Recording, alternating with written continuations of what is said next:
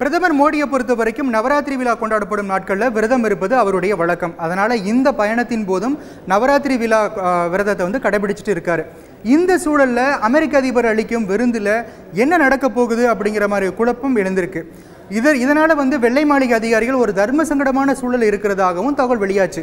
ஆனால் இதை அவங்க திட்டவட்டமாக மறுத்திருக்காங்க. அதே சமயத்தில் அவங்க என்ன சொல்லியிருக்காங்க அப்படின்னா, வெள்ளை மாளிகையை பொறுத்த வரைக்கும் விருந்தினரோட மரபு கண்டிப்பாக கடைபிடிக்கப்படும் அப்படின்னு சொல்லியிருக்கிறாங்க.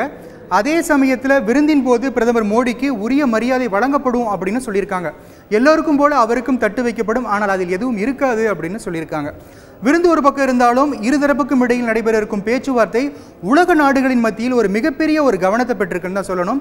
இந்த பேச்சுவார்த்தையின் போது பொருளாதாரம், பாதுகாப்பு என பல பிரிவுகளில் ஒப்பந்தம் கையெழுத்தாக இருக்குது.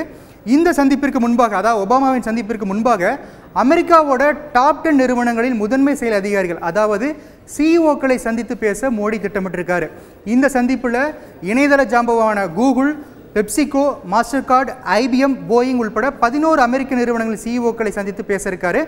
இந்த சந்திப்பின் போது வெளிநாட்டு முதலீடுகளை கவர்வதில் இந்தியாவின் கொள்கைகளை அவர்களுக்கு எடுத்துரைப்பார்னு சொல்லப்படுகிறது. அதே சமயம் அவங்களுக்கும் இங்கே முதலீடு செய்வதற்கு நிறைய சந்தேகங்கள் இருக்கு. அந்த சந்தேகங்களை அவர் தெளிவாக தெளிவுபடுத்துவார்னு அப்படி சொல்லப்படுகிறது.